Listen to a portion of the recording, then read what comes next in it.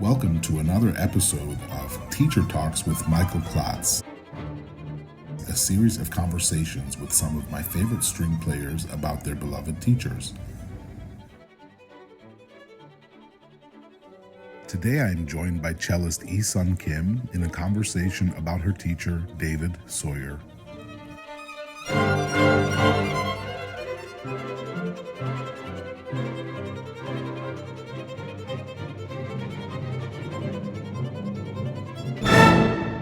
Good morning, Yeesun. Thanks for being here. Hi, Mike. Good to see you. Well, thanks for being a part of Teacher Talks. And today we're going to learn more about you and hear about your experience, specifically studying with David Soyer at the Curtis Institute. Could you start by telling us about your upbringing? You're from Korea. And if you could tell us about that, that would be great. Yeah, I'll try my best to make it short since I'm not the main subject of this interview. But oh, you are. I come from a fairly large family. My parents were both medical doctors, but they really believed in music education, and in particular in Western classical music. And actually, when I think about it, I'm not quite sure where that interest came from, because it's not like they're particularly musical themselves, but they must, they're Western medical doctors, so probably that's probably where that connection is. But so all of us played some kind of instruments, and I was a third child, and my sister, who was immediately older than me, started playing violin. And we all started on the piano, but when she decided to play violin, apparently I was more interested in her lessons than she was. And I would just volunteer to follow and be present at her violin lessons and just like watch everything. So I think there was some affinity for me with some kind of string instrument sound that I do recall. And it was, I wasn't sure if I didn't know what cello even was, but a few years, a little bit later, cello was introduced to me, and I, thought that it would be great. I liked the way it sounded, and I thought maybe I'll give it a try. And so I started when I was about 10 years old, and I was practicing, I don't know, right away. It was definitely practicing, but when you first start, there's just like so much to figure out. It was more like literally like playing games. There was nothing to refine. Everything was new, So because I played the piano, the sense of pitches and things like that and reading music obviously was not a problem. So that was good. But then just to try to figure out how to build this thing that I really liked the sound of, but I didn't know how to get from one place to another. And I think even though I didn't have anything like a Suzuki training or anything, the way I was learning things on the cello was very much like that. It was everything just by ear. Yeah. And in a sense, I think that did help me quite a bit. I mean, even now, like oftentimes, obviously, I know where the positions are and stuff, but for me, the most important thing is to hear what I'm about to do and just like trust my hand to go there and just aim for that pitch. Yeah. Usually, when I do that, it's better than if I'm thinking about just positions and things. So that was, I think, a good way to start off. And I practiced very hard for about 2 years, and then when I was 12. I was introduced to this teacher in Korea, Minja Hyun, who was one of the most prominent pedagogues in Korea when I was growing up. That she, for some reason, she decided that I was okay enough for her to take, even though I just barely started. And so I started taking lessons with her. And she made sure that I had a practice teacher who was her own, one of her students. So my practice teacher would come once every, I think, 2 or 3 days. She would make absolutely sure that I wasn't doing anything too out of line from what I should be doing. And I'm totally grateful that my parents were willing and able to support that, because I mean, I just can't imagine, being able to kind of do all the things that I wanted to do at a fairly relatively short time if it wasn't for her to guide me and make absolutely sure that everything was relatively in the right place, I should say. Now, was Professor Hyun, did she study in the States or in Europe? Actually, she studied in Europe. Her own training was basically in Europe. So so was my other teacher, Hyungwon Chang. Now, of course, she's the next generation premier teacher in Korea. So it's really wonderful. And they both just were such devoted teachers. I mean, they themselves didn't actually perform very much, but they were very interested in sort of pedagogical and systematic way of developing students, just step by step. So I benefited so much. My Miss Hyun, for instance, I mean, her belief was firmly on doing sort of etudes in consistently. So I did, of course, proper etudes, piano, caprices, all those things, probably way before I was ready, but just the fact that it was something consistent and I was able to aim for them every week to, learn something new. It helped my reading abilities as well, because I wasn't such a fast reader. And so each week it was like, I think I spent most of my practice time trying to get one of the etudes ready to be performed in front of her in whatever shape or form, without like fumbling or feeling like I don't know what's coming next, that kind of stuff. She also, I mean, thank goodness now it's different, but it used to be that there weren't that many pieces that a cellist as a standard repertoire needed to do. But I mean, of course, that's a silly thing to say, because I mean, with all the contemporary repertoire, and also if you go beyond, below Bach, there's a lot of stuff there too, right? But I didn't know that. So my life started from Bach suites, and then it ended at about Kodai's solo suite, which rather narrow range there. And she certainly made sure that I covered almost all of that stuff within like 4 years of studying with her, which was, I mean, it wasn't fantastic, but I went through them.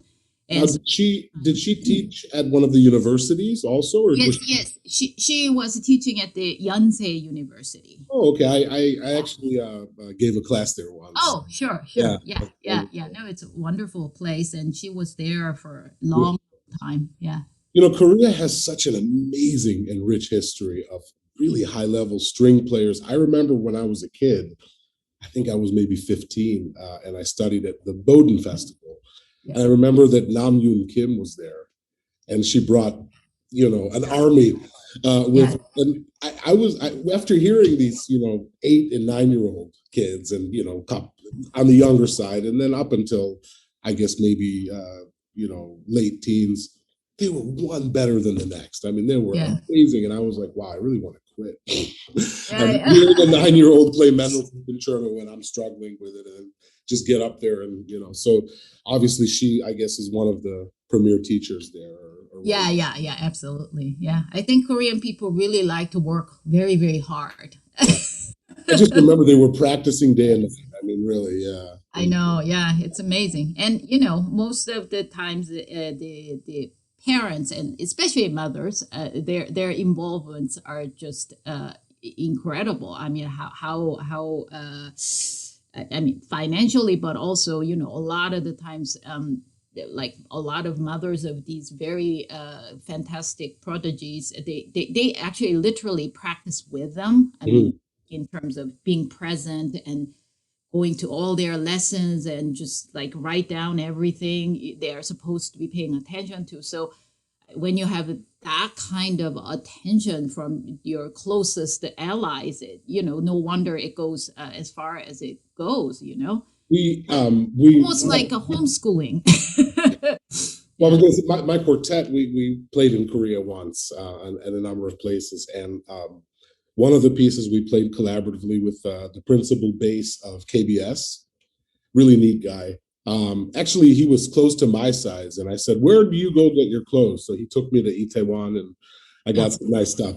But we finished a concert around 10 o'clock and we were going to go out. And he said, all right, I'll meet you guys a little bit after midnight. I got to teach 2 lessons. Oh my goodness. And sure enough, there were 2 brothers, age 14 and 15, waiting backstage with their double basses to take lessons with this guy. Yeah. That would not happen. Yeah. No, I mean, I remember at least the elementary school I went to, sort of normal academic school, and when I started, I was, I guess, like either 5th or 6th grader. So, and when I realized that I wanted to practice, play well, I mean, I think my desire was more on playing well than what that meant in terms of like practicing. My mom figured that one out for me. And she said, if you want to really do this seriously, you're going to have to devote certain number of hours doing this. And in Korea, even in the elementary school, most of the times, like you have to be at school by 8 o'clock and you don't come home until 4 or 5. And so I remember I had to get up, my school was like right around the corner from the house. So I think every day I woke up at 6 o'clock and made sure that I practiced at least like an hour and a half before going to school. Wow. When I come home, I had a little bit of downtime and then I had to practice another 2 hours. And then whatever is left over time, I have to do my homework and stuff like that, So it was just like nothing weird. It's just what everybody did. And if everyone around you do the same thing, you don't think of it as anything other than, well, that's, I guess, what everyone does. I should really try to make my boys do that and see how it works. I don't know if that'll work in this country. So much. Yeesun, so then you studied at Curtis? Right. Did you go straight to Curtis from Korea? Yeah, well, that was the thing when I studied with Miss Hyun for about 4 years. She's the one actually who brought up the possibility of me going abroad and studying, and it was very interesting because she said, you're doing really well, and I'm teaching you these things, but you really need to be in an environment where you are more with people with like mind. And interest and focus, and you just need to hear people play at really high level. And she felt that even though there were lots of people doing similar thing to what I was doing, there wasn't enough of that kind of influence. So then she actually brought up the idea of me going abroad to my parents. They were not thinking about that at all at this point. Mm-hmm. Of course, because she herself was trained in Europe, she was thinking I might go to Europe. But I think for my parents at that age, if I was a little older, they may have thought differently. But I was 16 years old, and they just felt like that's a little bit too young for me to go to the place like Europe, where, well, the education system between Korea and U.S. is very parallel. Mm-hmm. Yeah. It's all the degrees and those things work the same, whereas with Europe, it's different. And they weren't quite sure that if I went to Europe and come back, how that would fit into, what I might want to try to do in Korea upon return. So since America was much more a similar pattern, they thought that might be So we started looking, and of course, schools, there are few usual suspects of schools that were considered. And even though my teacher didn't know much about American system, she actually she thought that Curtis would be a good place to at least try because of its smallness of size. Mm-hmm. and she, as opposed to much larger schools like Juilliard or something like that. And so actually that was the only school I tried. Wow. Because I mean, as I said, my parents weren't really thinking that they wanted to send away their little daughter to somewhere they don't know anything about. And so she just said, why don't you just try? And if it works out, you can worry about what to do with the result, but just try. Which, by the way, is the same advice I give to all my students. Sometimes they come in and they're like, I don't know, should I apply to this job, or should I apply to this audition? And I end up always saying, yes, answer is yes. And if you are offered these positions, you can turn them down. But if you don't take action, it's very hard to know where it'll lead. So that's what I did. And fortunately, Mr. Soyer decided that he will take me on. So I went to Curtis when I was 16 years old. Wow. Did you go by yourself, or did you go? I went by myself. Yep. Oh. Yeah. They didn't But have no, my parents, I mean, because they were both professional medical, they couldn't leave their practice, but also they had 3 other children to tend to. Sure. I mean, now that I have myself, a 17-year-old son, and he's going off to college and all that, and he's only going from Boston to New York. But even that feels like too long a distance to me. I mean, of course, it's as we speak, it's happening. He's moving out next month. So, but they just like sent me, and we talked once in a while. But I guess either they completely the amount of trust they had in me. I don't know. Wow. And so how was it? So then you got there and you started lessons with Mr. Soyer, and how did it all?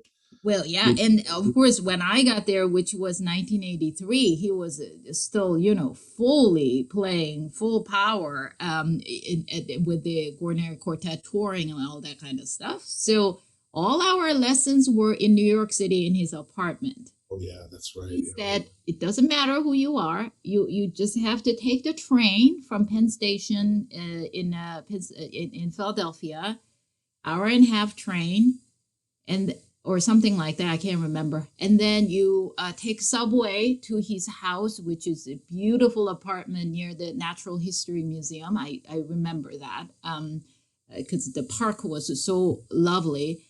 And then you have your 1-hour lesson and you repeat. And so your entire day that you're having a lesson is basically devoted to this activity. And I still remember there was a Korean cellist who was in the class, and she was, trying to help me out. And she was explaining, I mean, I barely spoke English, Mike. So, yeah. I mean, like, I had to figure out how to get to his house. And for me, like, that was the most nerve-wracking thing. Playing was not. I mean, I couldn't, as a 16-year-old kid, I couldn't have done that. Navigate, right? Yeah. No. I mean, and I speak. It was like totally expected. And in a certain sense, it's funny when people are just expected to do some things and not exactly babysat through it all. They figure out how to, I think. Yeah. And I mean, it's funny because his teaching style was a little bit like that too, He never really told you how, at least with me, maybe it's because also I didn't have much language, English. So maybe he thought that explaining things to me would particularly lead to anything. But would always, I mean, he had basically one of those people that, at least when I saw him once a week, he seemed to have like really incredibly high expectation and high standard. Mm-hmm. He wasn't going to be, lecturing me about that. He just sat down in his beautiful apartment on one side. I take out my cello, I start playing, and he would just, comment on a couple things very briefly. And most of the times he played for me, and I was supposed to figure out how he did that. Mm-hmm. And in certain ways, it was incredibly powerful and potent message, because, you know, if you try to explain things and break it down, you, especially with music, you could get a little bit far away from the actual goal of sound. Mm-hmm. Yeah. You're thinking about physicality, and you just start thinking about this and that and other, which, you know, all of those things are absolutely invaluable and necessary to develop as a good player. But I do feel a little bit that those things that have to be reserved for self-examination aspect of one's development. Mm-hmm. If the teacher starts going too much into that stuff, it's, you know, you lose track of, so why am I thinking about bow distribution exactly? You know, that kind of thing. So with him, it was just like absolutely highest level, beautiful playing, which I didn't know how to do. And I was supposed to kind of figure out how to do it. So that was sort of his style with me anyway. Would you say that, given the preparation that you had in Korea, that was more sort of some of the nuts and bolts, that you were given the tools, you know, of course, to have a successful audition at Curtis, which everybody thinks is very difficult, and that perhaps since you had that, it was easier for you? Or yeah, maybe. Although, I mean, thinking back, you know, I had tremendous tension problems, for instance. You know, that kind of thing was not exactly pointed out to me. I mean, I knew I had this problem, but I didn't know where it was coming from. I certainly didn't know how to fix it. So, I mean, it would have been, you know, helpful if there was some discussion of that kind of thing too. But yeah, I think you're right. I mean, and also in terms of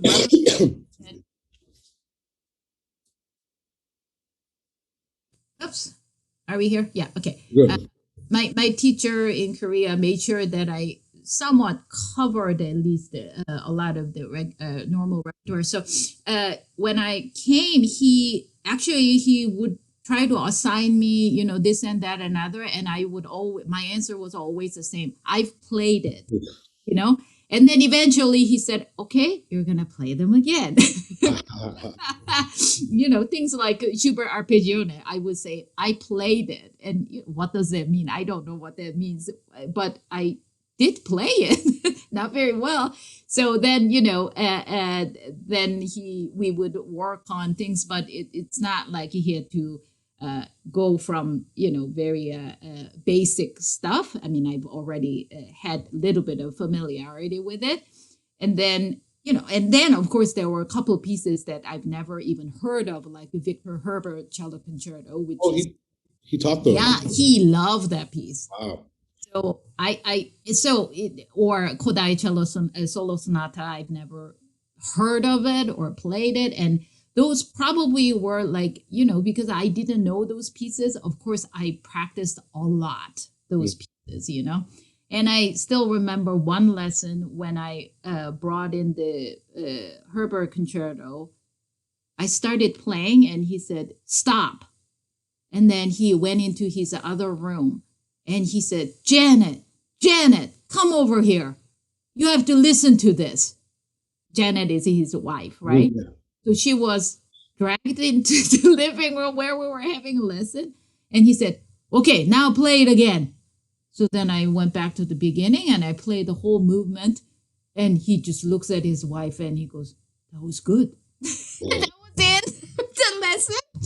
And I mean, I think it's because I didn't know the piece. I actually had to put in a lot of thought to, you know, make it. And he probably sensed it, you know. And this was his way of complimenting, you know. I mean, he would never directly say something, but he would say it to his wife and bring in to listen to it and just say to her, but not to me. You know, I only met Mr. Soyer a couple of times. Actually, I never got to work with him or anything, but the couple times I met him, we did speak about it was at a backstage at a concert, and I was with a friend of mine who had studied with him at Curtis. So I thought he was very entertaining. I thought he was kind of gruff. And sometime after we have this conversation, I'll have to tell you what he said at my Marlboro audition. You're gonna laugh, I'm sure. But I think I know which one this is, but go ahead. he had a funny relationship with the viola repertoire. We'll just put it that way. But was he rough in lessons? I mean, was he, because did he yell at all? Well, yeah. So, I mean, this is a little bit, I'm not sure exactly. Again, maybe. I remember my colleagues at the time and after we've studied with him many years later, both occasions, several of them talking about how they were crying in their lessons and stuff like that. Yeah. Well, I know he was pretty gruff with a lot of us. I mean, I never had that relationship actually with him. He never, I never cried in his lessons. But at the same time, I always felt like, okay, there's like tons of things I have to figure out, and I'm on my own in this. Mm-hmm. Somehow that worked with me because I was pretty terrible student to teach. I was so opinionated and so what do you call it? Stubborn, So even if I had a teacher who was like very nice and tried to encourage me, I probably couldn't take that very well. Mm. For me, it's sort of this directness or just being a little bit gruff and just say what's good, what's not, that kind of stuff worked okay, actually. Okay. But I know that a lot of people certainly are right. And I think later when he, retired from the quartet and was basically teaching all the time, I think he little bit softened. And because I remember people talking about him very differently in terms of his teaching style. And I remember hearing it and just thinking, oh, that's not what I experienced. But I mean, for me, the way he was going about just relating or letting me know what are the things that I need to be thinking about was very effective. I would just put it that way. Yeah.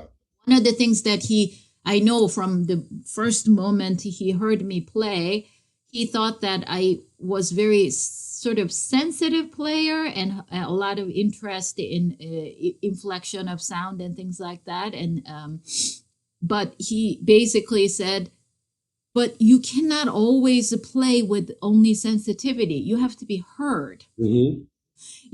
So I mean, the projection thing was a big thing, and it wasn't a matter of loud or soft, but for him, I just didn't have that sort of basically core of cello sound that I needed. So right. Whenever he demonstrated, I recall that he was actually trying to show me that you can sound sort of refined and also with lots of nuance, but having that kind of honest sound, the basic sound.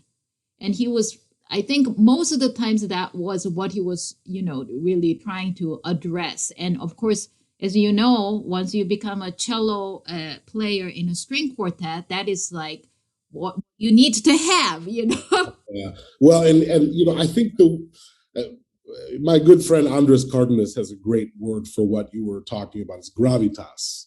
Yes. And I feel like anytime I heard the Guarneri Quartet, and I never heard them with him. I actually only heard them with Peter. Yeah. When he certainly has gravitas. Yeah. But any recording when you listen and Mr. Soyer plays, it's like, okay, and like you said, it's not that it's too loud, but it's just the presence, the presence and the clarity of diction. And I mean, when I was studying with him, I didn't know that eventually my career will take me to a string quartet playing. And I knew that that's what he did, but I wasn't thinking, oh my goodness, that's what I really want to become one day. Sure. It's just like it was as if I was fated to channel through him and learn these things sort of indirectly, but then all of these things just like keep coming back now, as I am playing more and just concentrating mostly on the quartet playing. I just realized, oh my goodness, what kind of thing that he was doing in his quartet, but just as a certain way of playing cello, which I really definitely lacked. That's for sure at that time. So it's changed my playing in the hindsight a lot. I'm curious, when the Borromeo began, you began at NEC, correct? Or did you start? Yes. Okay. Well, sort of, because I was at NEC already, and then the other three guys were still at Curtis.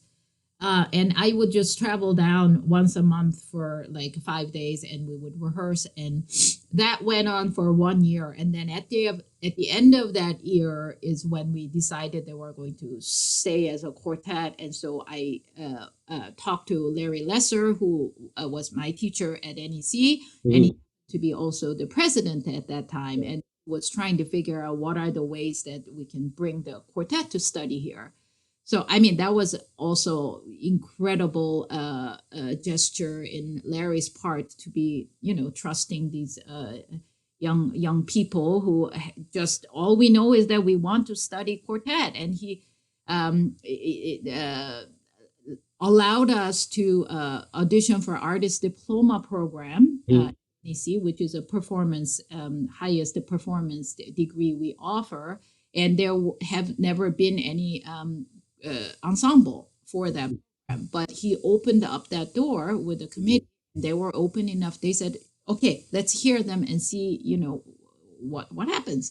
So they were open-minded about it, and they liked us enough, so they told us to come and study. And since there wasn't any fixed structure while we were studying, it was just they said, we'll play for whoever you want, and we will just arrange financial part of it. So we literally played for like half of the NEC, faculty members, if not more, during those 2 years. And it involved, the people even outside of NEC, like Leon Kirshner, who was, at that point, he was retired, but he was more, with the Harvard side of things. But or we played for Patricia Zander, pianist. We literally played for whoever we wanted to play for, and they were okay with that. They were so generous with their time, and it was really amazing that was possible. Yeah, that really is neat. So I guess my question is, did you, as your focus turned more to the quartet, did you go back and play for Mr. Soyer? Did you take some tips from him, or? Yeah, well, I certainly took tips from him, but actually did not actually formally went to play for him, which I really regret. It's just so dumb that I didn't think of that. But I think because we didn't have like one focused mentor when we were studying at NEC, we felt like we had a lot of different influence. And so in a sense, and these influences oftentimes would be conflicting of each other too. We would play the same piece, in the morning for one coach, and they would advise us to do something. And then in the late afternoon, we had another coaching on the same piece, and they would say something quite different, The beauty of music. Yeah. So, we learned that lesson quite quickly. And obviously, you had to first think about where are they coming from? Like what is the basis of these completely different suggestions? And that, I think, really helped us to think things through in our own terms and have to answer things ourselves. Whether it's right or wrong, it's our answer, our solution to that particular issue. So I think it helped us to think very independently as a group really early on.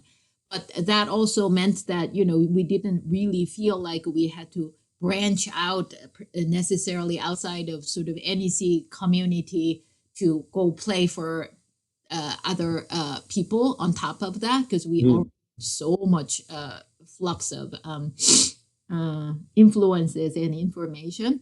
Yeah.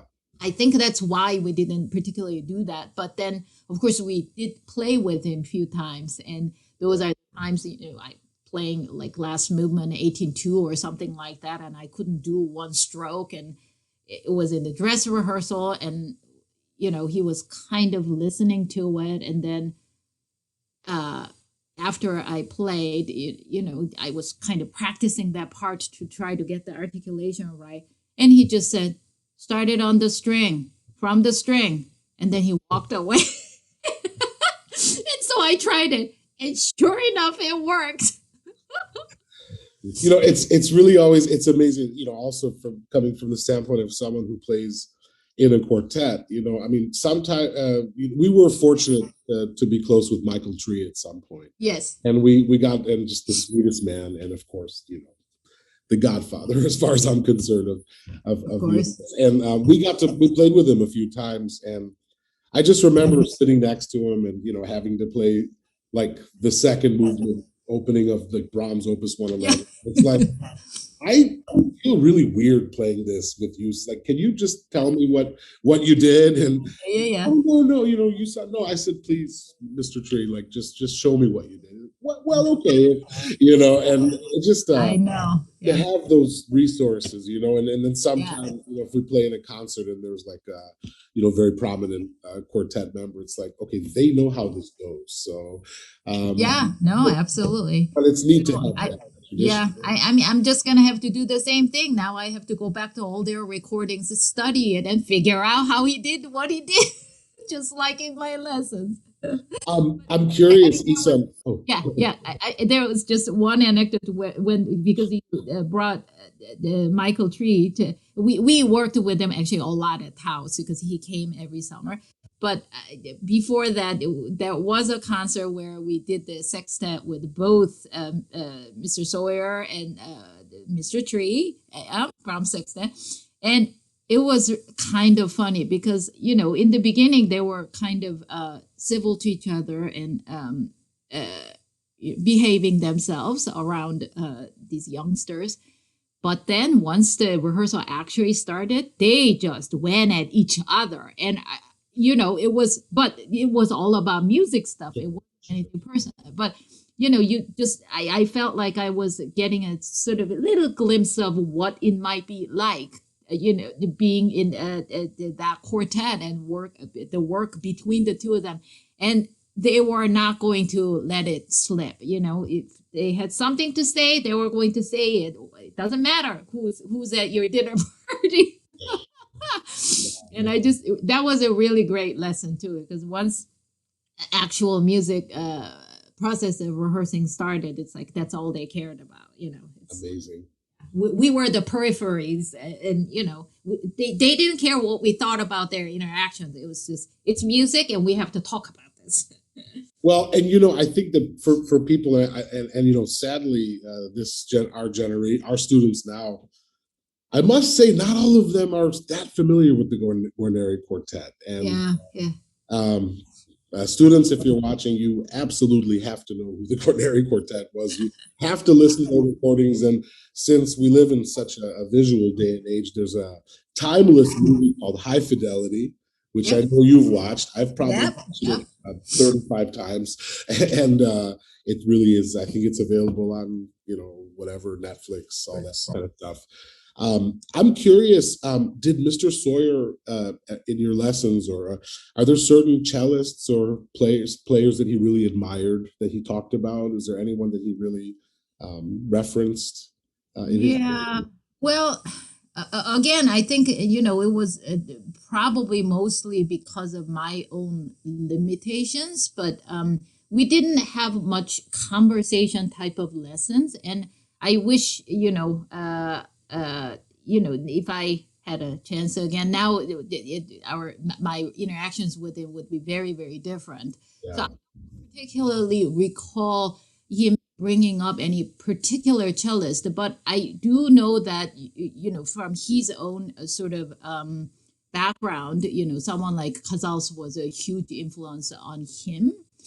And without exactly bringing up certain names or anything, oftentimes he would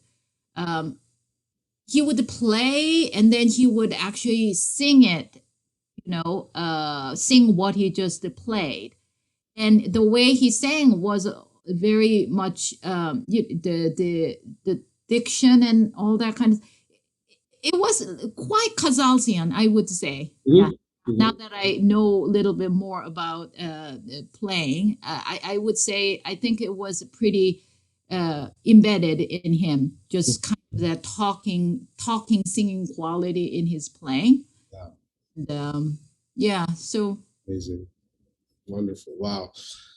Well, did you maintain contact with him on a personal level over the years? Or? Yeah, I was very bad. I told you I'm a bad student. And yeah, no, I didn't really just stay in contact, which for those of you who are listening out there, stay in touch with your teachers. They love it too. Now that I'm teaching, I mean, I love to hear from my students. Most students, we love it. No, I think I was a little bit too, I mean, shy, or maybe just felt like, I mean, he's another one of those people. He's like he was very similar to my own father in many ways. It's like you have to try very hard to get approval from him, so it wasn't easy. Like you're always constantly thinking, am I good enough? Am I doing good enough work? Or there's your own sort of battle with that question on a level, but then there's always this sort of figure who's looming above you, and just sort of you feel like they're watching, sort of to make sure that you're keeping. So what am I trying to say? I guess I'm trying to say I think about him often, but didn't feel the need to reach out to chat with him.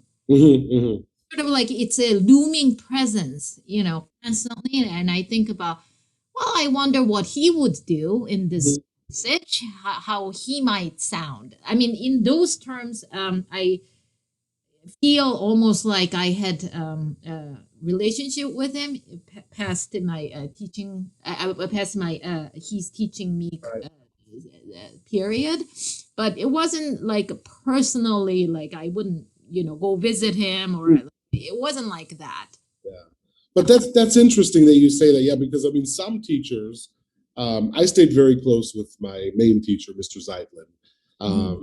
But some teachers that I had worked with, I didn't stay close with, but I do think of them from time to time, and things that they taught me and that I can try to impart to my students as well. Yeah. It's just sort of like an overall presence that an impression they leave on you, and it's just sort of like there's no your own imagination or your own inquiries about various things having to do with music and life. You just like tap on those people, for sort of inspiration, other than just sort of daily do this, do that kind of thing. It's not a answer that you're looking for. It's more like inspiration, I think. Yes. Yeah, a huge inspiration in that sense. Yeah. Wonderful. Well, Yeesun, I think that we're at a good point now. Okay. It's been great. Thank you so much. And it was I'm my pleasure. a big fan of the Borromeo Quartet, and everybody check out the Borromeo on YouTube and all other platforms. And hopefully we'll see you soon in person. Yeah. I'm sure we will. Thanks. Bye.